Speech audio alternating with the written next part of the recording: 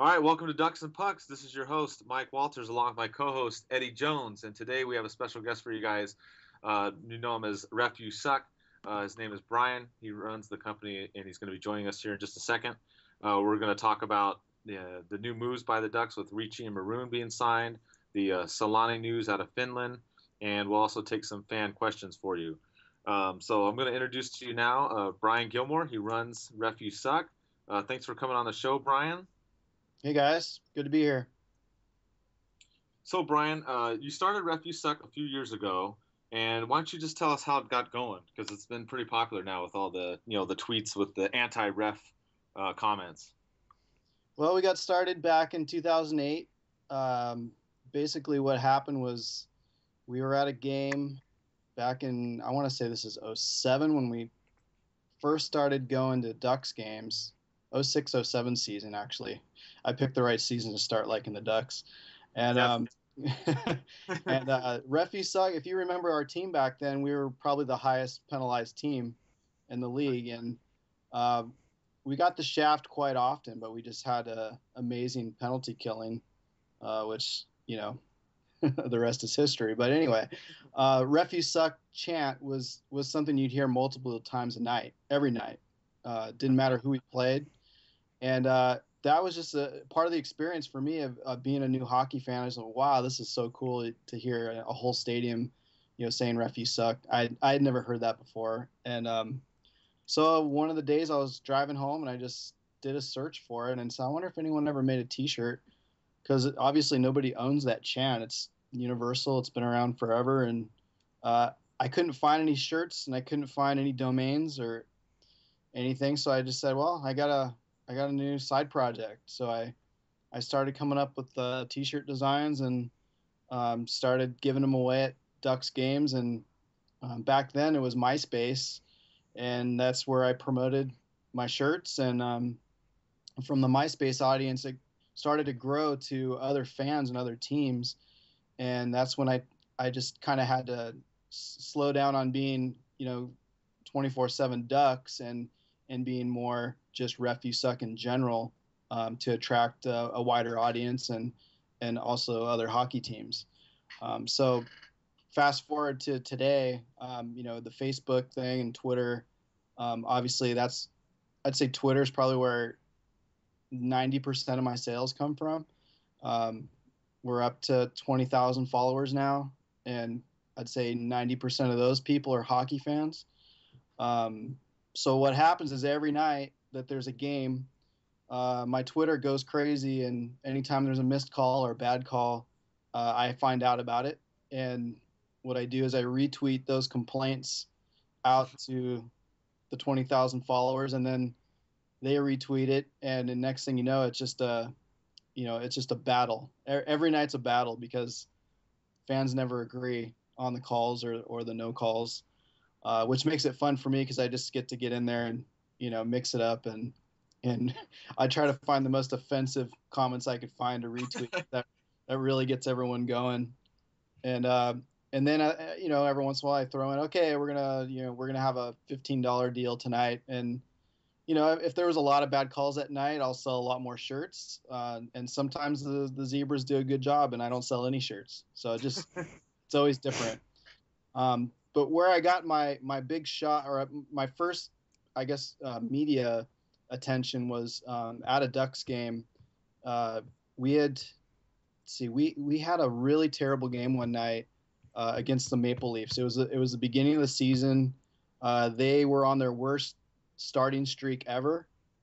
This might have been the 2008 season, and they had lost their first 7, 8, 9 games or something, and they just happened to be on one of those rare, one-time things where they come through Anaheim, and Anaheim had been winning every game or close to every game, and it just seemed like the refs were just not going to let us win that night. And I don't remember what the score was or anything, but the audience was so mad, and the Ref You Suck chants were running strong. And so I kind of took advantage of that. I said, let's have a referee protest, because there was back-to-back games that weekend or whatever.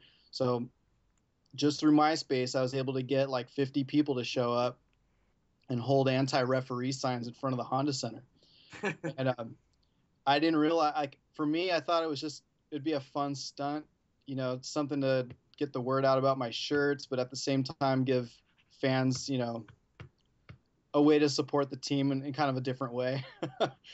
I didn't realize it was going to get the attention it got. And so next thing I know, after our little 15-minute protest out on the corner of Catella and whatever that street is by the pond, Right. I gave everybody free shirts that came, and everyone was wearing their shirts. And I would say a decent amount of those people were season ticket holders, were big fans, and they wouldn't let us in. The ticket people or the ushers had been instructed not to let people wearing that shirt inside. And I couldn't believe it, because I wore a Ref You Suck shirt every game, every night. And I was like, you got to be kidding me. This is like the Ducks slogan. Like, everybody knows Ref You Suck. It's said every night. Who am I offending? And they just, well, it's new policy. It's considered to be an offensive slogan on a T-shirt. So we weren't very happy about that. And the funny thing is, my wife, she was even more mad than I was, and she's like, "There's no way, we're season ticket holders, and you can't treat us like this. We're your biggest fans. We're your biggest supporters, and you're gonna have to give us another shirt then if you want us to wear something else." And they said, "Okay, we'll do that." And they gave everybody free Duck shirts if they would not wear Ref You Suck, or you had to take it back to your car if you weren't willing to put a Duck shirt over your Ref You Suck shirt. So I made a few calls, and I talked to some lawyer friends, and they said, it's a private business. They can really make any kind of rules they want. They don't want to offend the fans, obviously, because that's their customers. But he goes, really, they can do whatever you want. But you know what? It's free speech, and most people are going to think it's free speech, because it's not like you have a 4-letter, it's not like you have a cuss word on your shirt. Right. So he said, he goes, if I were you, I'd write up a little press release and send it out, and who knows, somebody might run with it. And the next day I wrote something up. I explained the whole experience, and a writer from the sports section at the Orange County Register responded immediately and said, "We'd love to do an interview with you, and we're going to do like a full page thing on it." And I'm like, wow, okay, well, what do you want to know? And so I told him the whole story, and the next thing you know, I'm on the radio or television in Canada, on Sportsnet, and they wanted to know all about the story. And so my story just started spreading, and we were no way ready for the kind of publicity we had. The web servers that we were on crashed, all day long. We supposedly had 50,000 hits in a day, which I never saw that happen. But according to my web guy, he's like, you just melted the servers. Like, he's like, all our other customers are really pissed, because all their websites were also getting knocked down because the bandwidth or whatever, they didn't have the capacity to support that much attention. And I was on television, which is nationally syndicated in Canada. So all of a sudden, all of Canada listened to my story and wanted to know about refusuck.com. So that's kind of the jumping off point. That's when I realized, like, all right, I have something here that works with any sports fan. And, although I'm a Ducks fan personally, the shirts, don't reflect any one team. It's funny shirts. It's making fun of something that everybody at one time or another, can identify with or agree with. So that's the story. No, and Brian, that's the thing that's been like amazing, talking about doing stuff on the blog and the stuff that you've helped me with too, and seeing, just the response to the people. When you've sold shirts, I mean, you've pretty much sold shirts in like the U.S., Canada. I mean, how many other places? I mean, I know it's been all over. At almost every country. At one time or another, I've gotten orders from the weirdest places: Japan, Russia, actually Ireland, quite a few in different United Kingdom areas. Gosh, there was one that Australia, that wasn't the weird one though. There was one that cost more to ship it there than the shirt costs, and the guy was still willing to order it. So then I started debating whether I need to be making shirts in other languages, because Right. obviously, referees are hated worldwide, Worldwide. Yeah, worldwide. especially when it comes to hockey. It just seems like those guys. I think there's a lot more room for error because hockey's such a fast game, and I mean, I know that people of every sport complain about refs, but for some reason, the hockey ones are a lot more passionate about the Zebras doing a bad job or missing something, that affects their team or their score. Yeah, I agree. I mean, I would think especially in Canada too, because that is their sport. Oh yeah, I've sold tons of shirts to Canada. If you remember back when Tortorella got suspended in Vancouver, Right. I thought, man, I need to get on this because this is one of those stories that's gonna, be heard around the world. And the guy that made the Free Torch shirts got shut down by the NHL or by I don't know if it was the NHL or the club, but he was told he couldn't make those shirts because it had Tortorella's face on it. It was kind of that famous photo of Tortorella pointing at the Right. ref or whatever, um, and so I got a hold of that guy and I said, I'd be willing to help you out. And I'm gonna have to modify the design a little bit, but for the most part, we'll keep everything. And what I did was I just made a censored strip and put it across his eyes, and turned around and put it on my website, and paid him a commission off of it. And I never got a call from any lawyers or anything. So I think there's just whatever you're doing with the NHL or with any license thing, you just got to be careful with how you, referees. Nobody owns that name or that word. So as long as you're not stealing an actual logo or using somebody's property, it's kind of just a fun way to support or not support a team. Right. Or, Well, what's funny too is if you remember, I got a letter from the NHL too. You had helped me doing the shirts and doing some of the designs, and I had one that had a symbol, not of this. It wasn't the exact Stanley Cup, but it was similar. And the NHL came down on me. I mean, I didn't even sell any of the shirts, but I had just thrown it out there, and an attorney hit me up. I mean, he was actually a nice guy, and I was able to talk to him about it, but it just cracked me up because, like you said, you just one little thing, and then here you go. You got to be careful. Yeah, well, they file their trademarks and their patents, and they should. They're a company, and they got to protect themselves. So I mean, I get it. It just like the Tortorella thing. It was just funny. It was funny to see Free Torts on a shirt when Vancouver got behind this guy so bad. They were so happy to finally have a coach that had some fire and was passionate, and that's why I just thought it was awesome. Going to the locker room might have been a bad call, but it sure made a great story and a great T-shirt.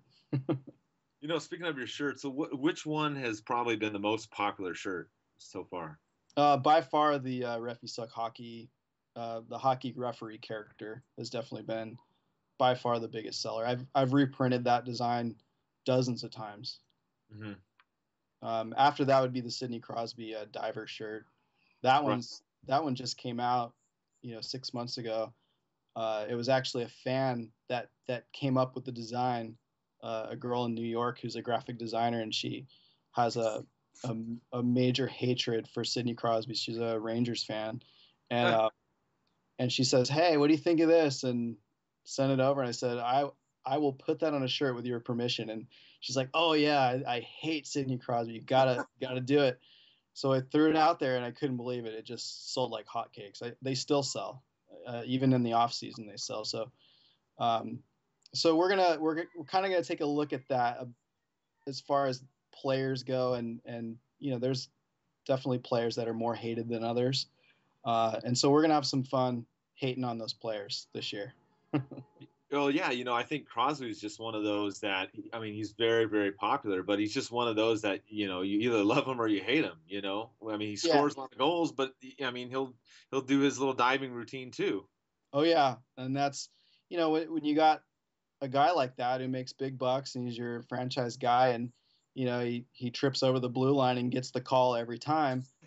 The fans eventually figure it out and go, come on, you can't protect or favor one player that much, or else it's going to backlash. And I think with Crosby, it has backlash. The guy is an amazing hockey player, but when you see the calls go his way over and over again, maybe not in the playoffs, he didn't have such a good time. Yeah. Yeah, but, Lundqvist helped him a little bit too. Yeah, just you could tell he was frustrated and kind of felt for the guy, because he's so, you can just see the guy's so used to getting his way, and then when it doesn't go his way, the guy just melts down. And I guess it's kind of like a kid. If you spoil him too much and then you take it away, you're gonna have hell to pay. Oh yeah, definitely. Speaking of other players, is there anybody in particular that you're thinking about making a shirt, or you just still kind of feeling it out, during the summer months? Yeah, we have one design that's made, and it'll be released this season for the Sedins. The Sedins also have a pretty big reputation for diving, and so that has had some good response, some good feedback, and we've also had a lot of requests for a Dustin Brown dive shirt. So we're kicking that around as well. He definitely that guy. I mean, that guy knows how to hit, and he knows how to draw penalties like nobody's business. So that might be a good target for us. I just let the fans kind of direct, because I don't follow every team. I read the headlines, but I don't follow the rivalries. On the East like I do here. Right. Like your San Jose shirt that you guys made was hilarious. I mean, that was number one. Until they win a cup, that shirt will sell every year. Yeah, that's the number one shirt. Everybody cracks up about that one. So that one's been the best. I just got to come up with some other. I've got a few others that are going to be coming out, but not so much anti shirts. But I've got a few pro Duck ones that I'm going to be bringing out probably the end of September, when the season gets a little bit closer. Because like you had talked about, right now it's just there's such a lull, no hockey. Yeah, it's hard right now, and sales go way down in the summer. They always do. I've been at this for a while now. That's 6 years now. So it's like that every year. Summer always slows down. That's when you got to retool, figure out what designs you want to keep, which ones you want to discontinue, and then decide who your next targets are going to be, and keep building that social media, because the Twitter hockey fans are crazy. They're out of their mind, and it's awesome. Love it. It is very true. I mean, getting the updates, and we talk about like the blog and stuff too. When something happens that's funny or controversial or whatever, you've got to jump on that right away. Oh yeah, and believe me, I've got a lot of reporters that love to. They know I retweet. I'm one of the only accounts that pretty much will read.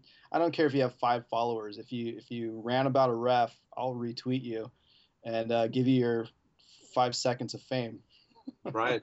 That's very true. I mean, you're always good about that, and then other people get in on the action, it's hilarious too, because the other thing is on Twitter is usually if you're a hockey fan, I mean, there's people that have accounts that are hockey in general. But there's people that Duck fans are together, the Shark fans are together, the Kings fans are together. But as soon as they play each other and you get a few of their tweets going, then you get these battles going, and it's just hilarious. Oh, it is, yeah. And there's some witty characters out there that, it's one thing, call out somebody for diving, but some of the lines I get, I'm like, holy cow, I got to make a book of these, because there are some hilarious chirps out there that these fans come up with. I'm like, man, I wish I was sitting next to you at a game just to hear what you say, because they're really creative.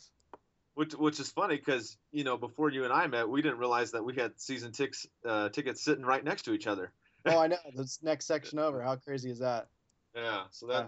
that worked out good. I remember, just going, "Oh yeah, I sit right here." I'm like, "I've been sitting next to you for how long?" And I Yeah. didn't know it. That was pretty awesome. Yeah. So let's talk So about the Ducks. What's going on this season? I know you're way more on it than I am, so fill me in.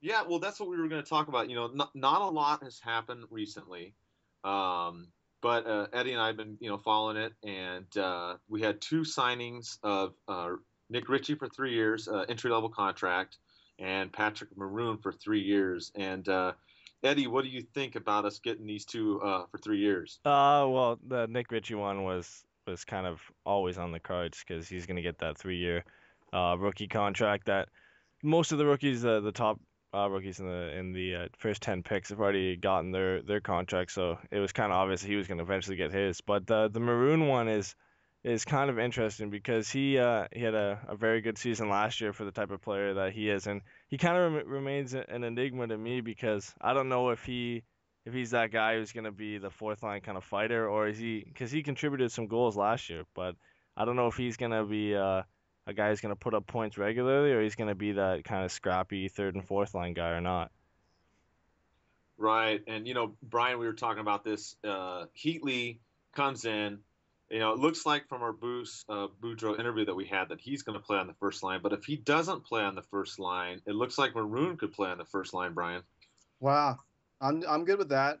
I think Patty did a great job. I think he earned that 3 year contract, and I just can't wait to watch. He's like a young Penner. I can't wait to watch him just grow into that spot. Because he's a big dude, and I like his story too. He's got a great story.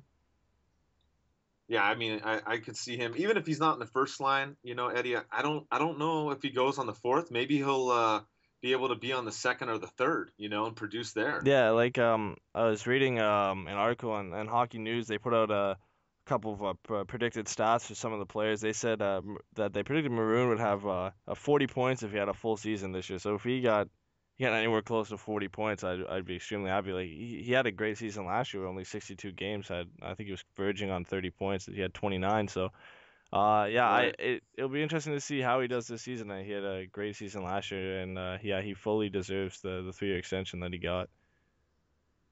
Yeah, and he's going to be important because like we've talked about this before, he's a left winger. We don't have a lot of left wingers. Obviously, we added Heatley, so he's I could see him even being matched up with Kessler. Brian, that's the other big news, of course, was getting Brian Kessler from Vancouver. Yeah, yeah. Either way, I think you're probably going to see Boudreaux, you know, moving back and forth, and then just kind of feel it out, and just see who's going to click with Heatley because he's a wild card. You don't know what's going to happen with him. Definitely. The bigger news, I guess, that came from the Ducks, which just happened recently, is we heard from a Finnish reporter that they said that Teemu Selanne was offered 10 million to play 1 year with Jokerit, and they even offered him a secondary deal if he didn't take that deal of 5 million to play the home games. Eddie, what do you think about that? That's a pretty good deal. I'd take it if I was him. Man. Easy five to $10 million for playing one season. As long as he's there for the on January 11th for the jersey raising, then I'm okay with it. But yeah, I think it's a pretty easy decision. From my perspective, I think he'll probably pick. I can't really say, but the 5 million one for just home games is a pretty sweet deal in my opinion. Yeah, I It, mean, it leaves it open for his family at home too, because I Hmm. think that's the hugest thing for him is, here he was gearing up towards I can finally be, part of my kids' careers, and they're, he's a family guy, and I'm shipping everybody back there. I mean, I know they go there to visit, but you'd almost have to move everybody back there if he's going to sign for a year. yeah, that's true, Brian. I mean, it'd be maybe more likely that he does the 5 million just the home games because then he can probably go back and forth a little bit and not be as much of a strain on the family. But yeah, I definitely see the family decision coming in there and being a major part, if not the main part of his decision. Another part that Eddie and I had talked about too before is we know that Winnick's gone, Hiller's gone, but Koivu's still up in the air and we haven't heard anything. What do you think, Brian, if maybe Koivu goes over there for a year with Selanne and they just, finish their careers there for a year? I would love that, man. I love both those players. I think Koivu could have had a better send off than that. I mean, that guy's legendary. Like I just I love both those players, and you just never want them to stop. You just want them to keep playing so you can keep watching them. Yeah, and I would think, Eddy, you probably agree with me on this. I mean, Koivu was obviously overshadowed by Selanne with all the fanfare and the retirement celebrations everywhere he went around the league. Yeah, yeah. I didn't get a real, huge taste of it. I've only been to a couple of Ducks games, but when you look at it from the outside, from here, well, when you talk about Anaheim Ducks, anybody here, it's all Teemu. He gets most of the praise from everybody else. So, but yeah, it would be nice to see Koivu join him there if they end up going. That could, along with family, that could play a big part in if he decides to go over there as well. Yeah, it's going to be interesting. I mean, I'm trying to stay on top of the news as fast as I can. I've been reading some of the Finnish articles, and it's just crazy trying to do the Google Translate. Brian. I mean, it's like you said about translating shirts. I'm trying to stay up on everything international because just like your blog and your refusuck.com and you helping us, it's the same thing. I see hits from places all over as far as just trying to stay up on the news. Yeah, well, Teemu's that guy's got fans everywhere, and he's just such an awesome guy, and he's a lot like Niedermeyer. It doesn't matter where he goes, he's going to have people that love him and respect him, and I would love to see Teemu take a huge payday just because look what he's been playing for the last few years, like a rock star guy like that. Back in the day, there wasn't these contracts that you're seeing now. So it'd be cool for him to get a little piece of that to take with him on into retirement.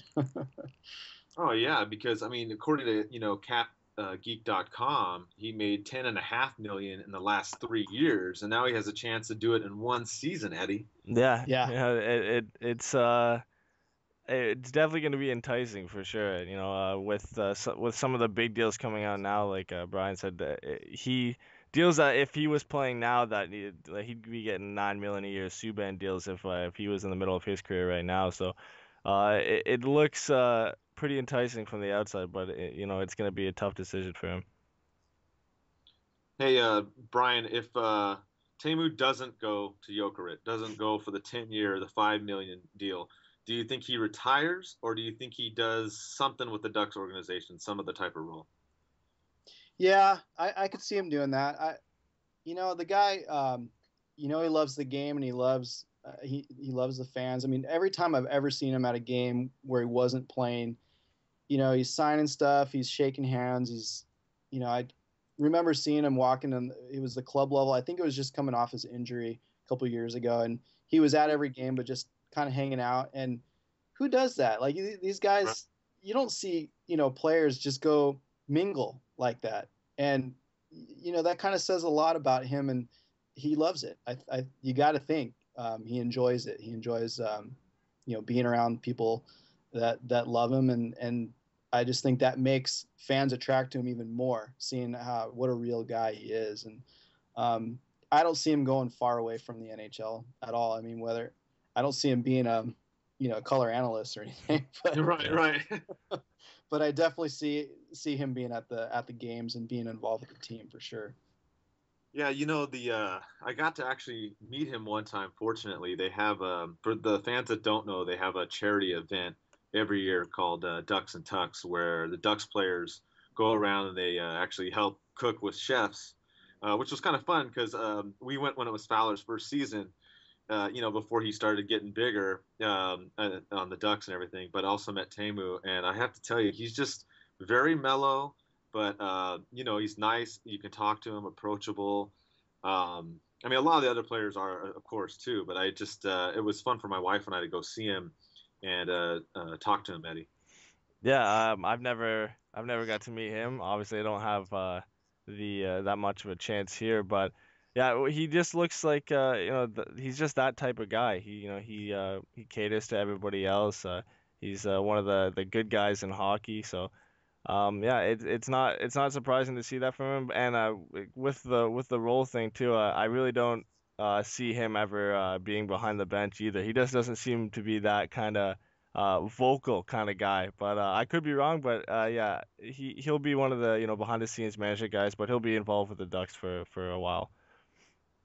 Definitely. And speaking of the Ducks and all the moves that they made in the offseason, Brian, what do you think as far as the Ducks' chances? Obviously, you and I went to Game 7 together, which we didn't have the best of times, of course.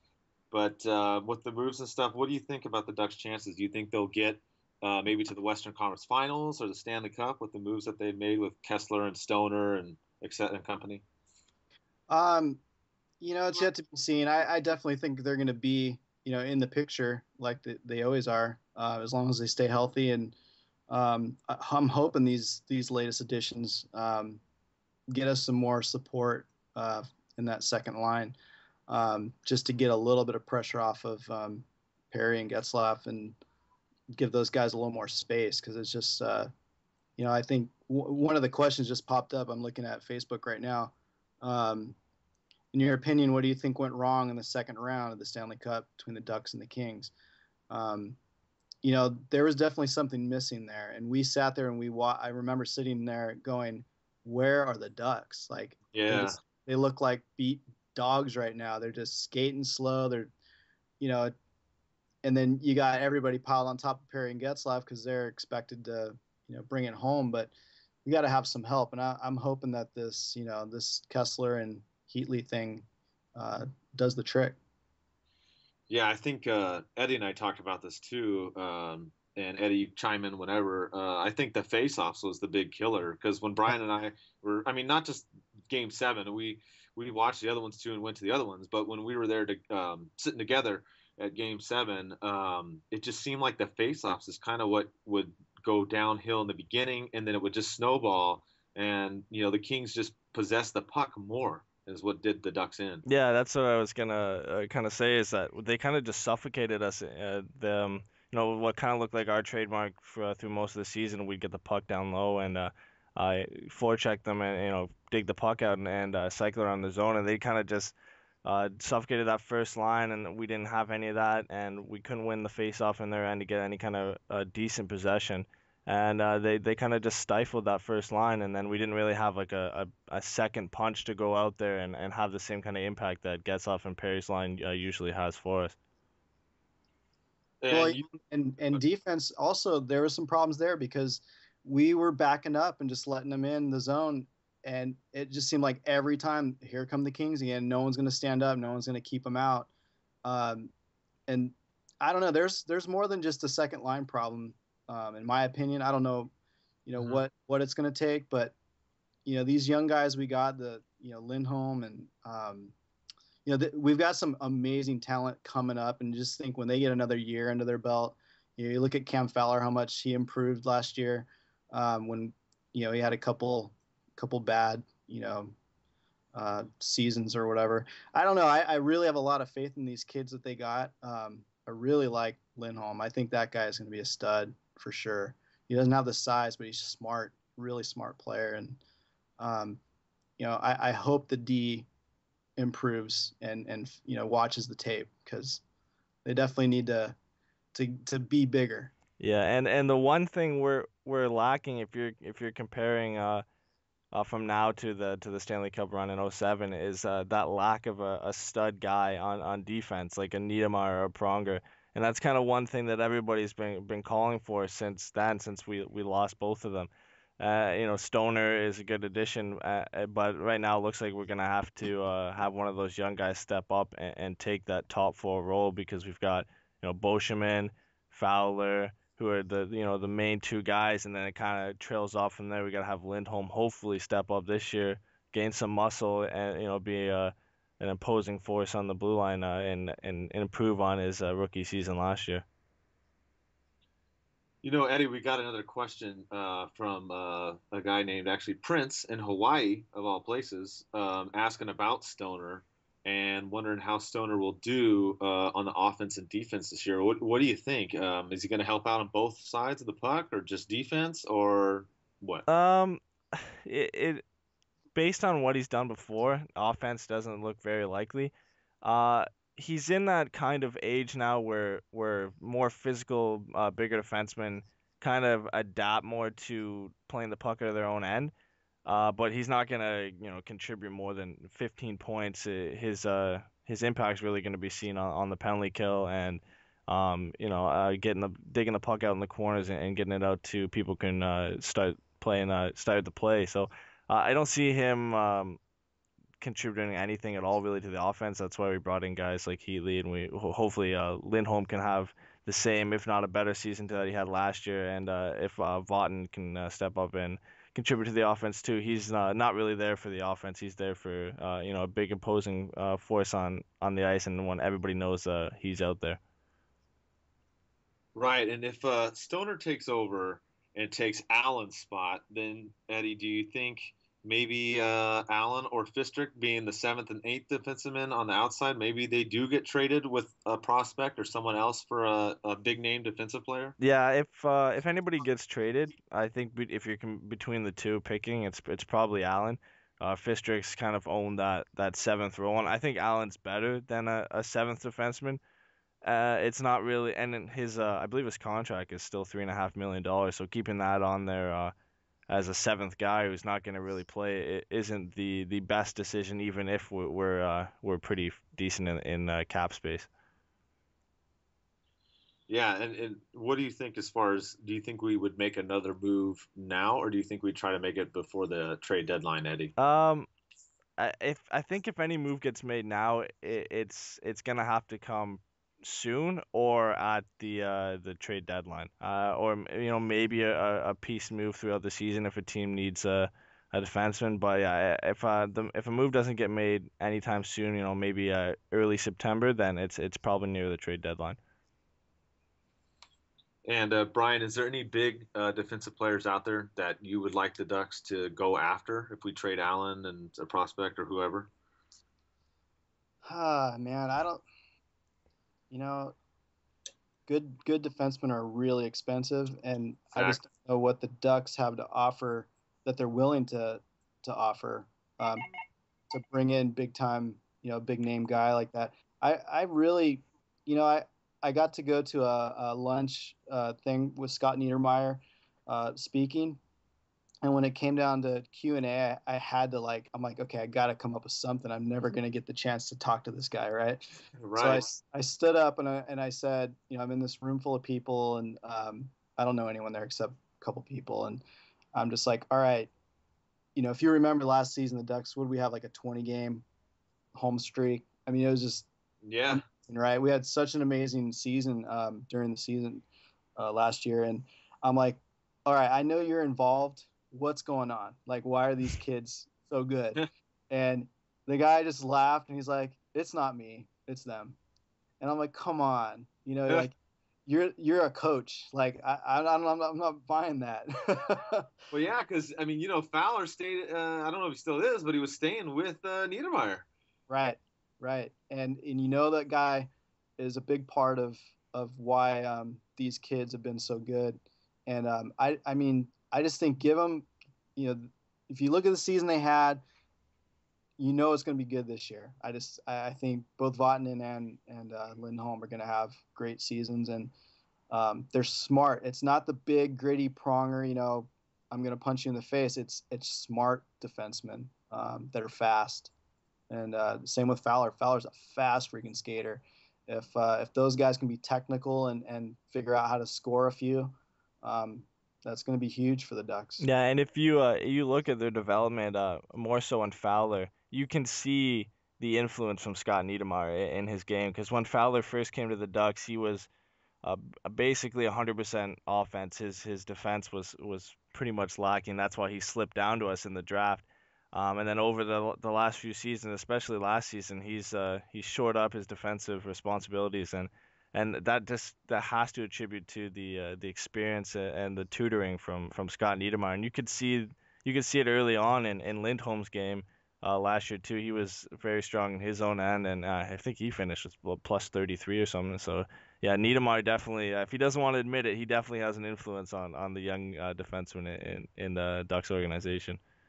Yeah, I wasn't buying it, but that's Scotty. You know, he's not going to ever take the credit. He just wants to give it to everyone else. But we're so lucky to have a legend like that involved with these young guys because that's just you can't buy that. You know, that's just other teams would kill to have a guy like that in the background. Yeah, definitely. I mean, even though he was only with the Ducks for a handful of seasons, I mean, obviously led us all the way to the Stanley Cup, and like you said, he's just a good not only player but teacher all around. That I think is going to help us out. And Eddie, do you think if we stick with the defense we have now, and going with Niedermeyer leading the charge on his coaching front, do you think the Ducks get to the Stanley Cup? It's hard to say. I don't think we should sell the farm to go out and get one of these top four guys. Um, I think we said in the last podcast. I want to see the second season from Lindholm. I want to see Votanen's season. I want to see how Fowler can come off his season last year. So there's no reason to go out and buy a guy that we might already have in a top four defenseman with Lindholm in his sophomore season. So with the guys we have, I think we can make it back to the playoffs. It just depends on how they play this year. If they can play the same, if not better than they did, I don't see why we can't beat the LA Kings or Chicago Blackhawks, St. Louis Blues in the playoffs to make it to the Stanley Cup Finals, and then it's really from there. If we can get to the finals, there's not many teams in the East that got better this year. Boston got a little bit worse. Montreal is pretty much the same. The Rangers, although making it to the finals last year, didn't really impress me too much. Lundqvist kind of carried the load. So if the young guys can step up, with the additions of Kessler and Thompson and Stoner, I think we can make a charge like we did last season. Yeah, definitely. And Brian, what do you think as far as carrying the load? Do you think Gibson or Anderson will carry the load for the Ducks going next year? I think you're going to see, if you remember back when Jaguar and Hiller had to compete for it, I think that's what you're going to see. I think Bruce is going to give them both a crack at it, and I see huge promise in both those kids. They're both going to be phenomenal goaltenders. Yeah, Eddie and I talked about it before. I'm leaning more towards Gibson. Eddie's leaning more towards Anderson, and I guess you're down the middle, Brian. So we'll just call it a tie, huh, Eddie? Yeah. I want to see Gibson start. It's just I don't know where LaBarber's gonna go. I don't know where he's gonna fit in that with Gibson being on the only goalie on the two-way contract. I think Anderson gets the start, but I'd like to see Gibson play at least 30 games, if not more, in the season because he had a great season, but only with a limited kind of sample size last year. So I think he's our top goalie prospect, and it would be great to see him get some significant playing time this year. Yeah, I think either one of them, if they get really hot, I think the Ducks can ride either one of them. This is my opinion, but I think the Ducks can ride either one of them at least to the Western Conference Finals, Brian. Yeah, well, Gibson got a pretty fancy new helmet, so I'm hoping to see that on TV. Both did. I know that was a poll question we did this week, and it was kind of funny. Not a lot of people were really too impressed with Anderson's mask. They actually liked Gibson's Pac-Man mask, and they liked Hiller's Darth Vader mask. Yeah. Eddie. Yeah. Speaking of polls too, there was a poll on NBC Sports recently too. It was what is the biggest concern for the Ducks this season? I wanted to kind of get your guys' input on what do you think the biggest concern is. A couple options they had were lack of things we've already kind of discussed: a lack of a stud defenseman, absence of proven experience in goal. Bruce Boudreau's inability to win it all, and the health of Ryan Kessler. I wonder if you guys had any input on what our biggest concern be for the season. Yeah, Kessler kind of concerned me in that way. He has been beat up. He's 29, right? Mm-hmm. I mean, he's still got some miles left. I don't know what his health issues were. I've never followed Kessler that closely. I've always been, when he comes on the ice, you got to watch him kind of thing. But I'm not sure what his injuries were or what they are. You guys might know better than I do. But that was my only concern with him. I really hated to see Bonino get dealt. Like, that's another player that I really like watching come up and just get stronger and better. So I kind of had mixed emotions, but he's healthy now, so hopefully he stays that way. Yeah, for me, Eddie, part of it, and this is what some of the fans, I know Brian's heard this from some fans too, is with Boudreaux, when we got him, my concern is you get this guy from Washington. He's taken that team to the number 1, number 2 seed in the East almost every season he's there, but he never gets past the second round of the playoffs. And, it happened the last 2 seasons. So for me, I'm not really too concerned about the defense, the goalie, or the offense. I'm more concerned about him pushing the team beyond that second round. I mean, I know we were so close last year, and obviously that first game against the Kings killed us with the 7 seconds left. But that's my concern, Eddie. Yeah, he's shown that he can win, but he hasn't shown that he can make it that one step further into the conference finals. And he's had good teams. The Ducks obviously have been a good team. He had Ovechkin when Ovechkin was playing at a high level, and he's had good teams both times around. So I think he can make it all the way. It's hard to just put all the weight on his shoulders too, though. Oh yeah, definitely. I mean, it's not just all him. It's going to be the team on the whole, of course. That's just my concern. I like Boudreaux, and I hope that we do go at least to the Western Conference Finals. I mean, I want that to at least happen because I know some other people that I've talked to, and Brian's probably heard too. Just a little bit of chirping saying, okay, well, he does great in the regular season, but what about the playoffs? Well, he's got a short NHL career too. I think the guy's done phenomenal with the Ducks. I mean, I'm sure we all three complained a lot about Carlyle in his last couple of years with the Ducks, and just that stale, you just predictable play that you just could every shift. It was like, come on, seriously. So I was stoked to get Boudreaux over here, and I love his demeanor. I love I don't know. I just think he gets guys to work, and I've enjoyed having him as a coach for sure.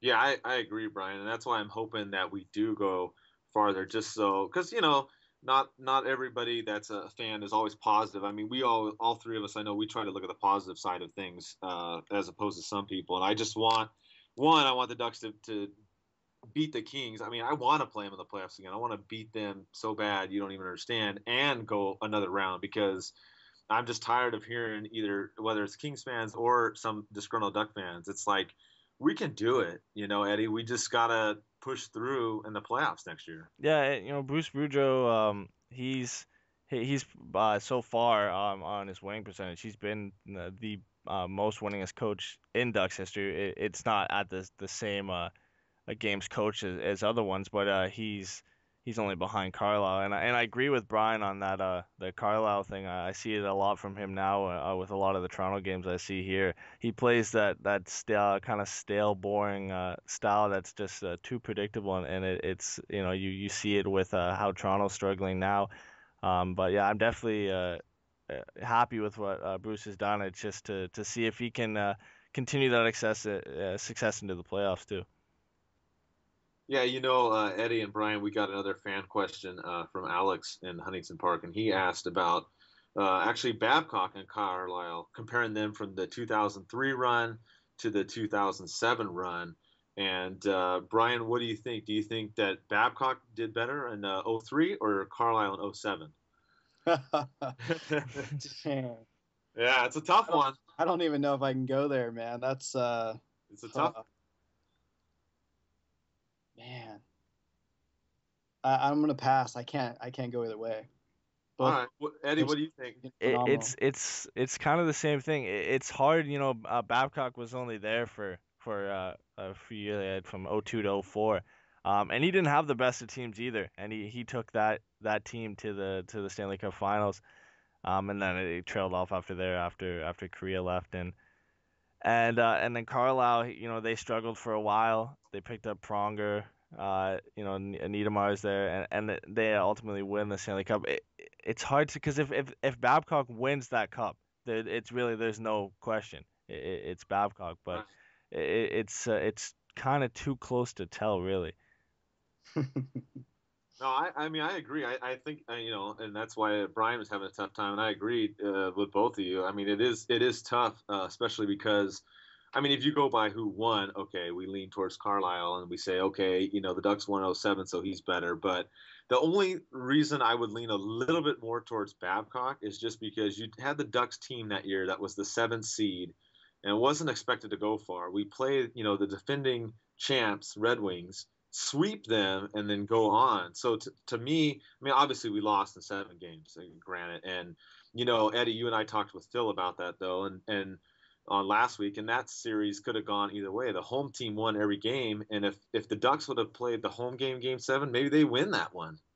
Yeah, exactly. And then this isn't even a really a discussion, but I guess you just gotta look at the teams. Both coaches had their struggles, but Carlisle is the only one who had that real contender under his belt. That team that finished high in the season, and then they kind of stormed their way to the cup.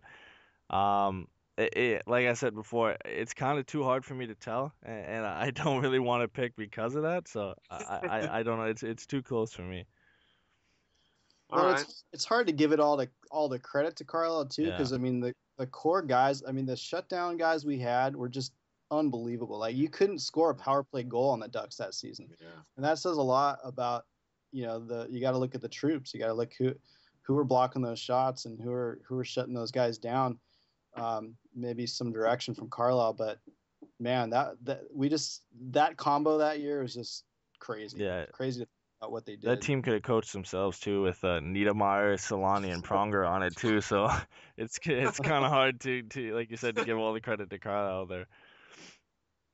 Oh man. Well, we'll just wrap up with a little bit of other news in the league here, and I guess next season they're going to have another outdoor game in California, but we are not going to be in it, Eddy. It's going to be the Kings and the Sharks. I kind of like, obviously I want to see the Ducks play in it, but they're gonna give it to the moneymakers, the team that's at least accumulated the more fans in the recent years with the Kings, and then they're just giving the Sharks their chance at being in it. So I couldn't really see them doing a Kings and Ducks once again. And obviously, if you're gonna pick somebody to make you more money of between the Ducks and Kings and who's gonna be in it, they're gonna pick the Kings. So it's not really a huge surprise, but I'm kind of glad that they're not doing. It was kind of rumored that they're gonna do like 5 or 6 outdoor games. It kind of gets old when you do that. You want to have maybe 1 or 2, the Winter Classic, then this one Stadium Series or a game. But yeah, I'm not 100%. I'm not really surprised the Ducks aren't in one this year, but it would be nice to see them in another one. Have you heard of any other outdoor games next year besides the Winter Classic and that one? Those are the only 2 I've heard of so far. Eddy. Yeah, I don't know. There's always a Heritage Classic game here that's usually out west Right. between I think it was Vancouver, Ottawa last year, and then they do the Right. Winter Classic, and then they had a lot of Stadium Series games last year. But other than that, I've only really heard of the Winter Classic, which I don't know who's in it this year, and then this Stadium Series game, and then there's going to be a Heritage Classic one again. But that's all I've really heard of. Well, you know what I'm hoping is next, not this season, Brian, but the following season. I hope there's an outdoor game with the Ducks and the Sharks, and we go to Angel Stadium and we watch that.